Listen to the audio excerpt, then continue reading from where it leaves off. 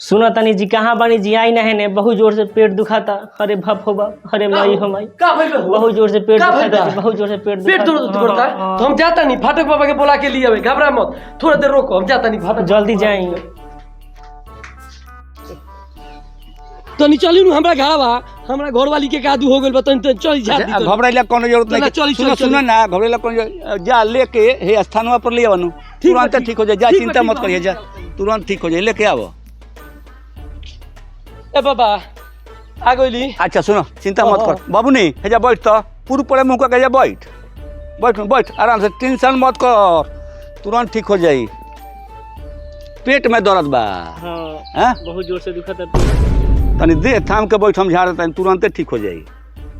आर झाड़ बार झाड़, लात से कपार झाड़, हम कुछ जानी ना, बुढ़ मारी बेटी चोद मानी ना, छूटबे तो छूट ना, तो वहीं में सुटुक छू।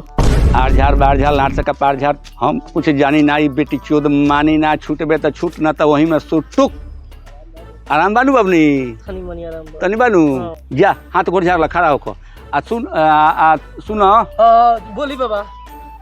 इनका के सांझी के तनी जमाइन, अच्छा, आ लालका मरीचा, आ ओहिमे तनी करायल डाल के, अच्छा, आ तनी धुआं देखई हो, अच्छा, आ चौमुहानी पर ले जाके फेंक दी, एकदम ठीक हो जाए। ठीक बा, चिंता मत करी, ठीक बा, जो बबनी गोड़ झाड़ ले जो।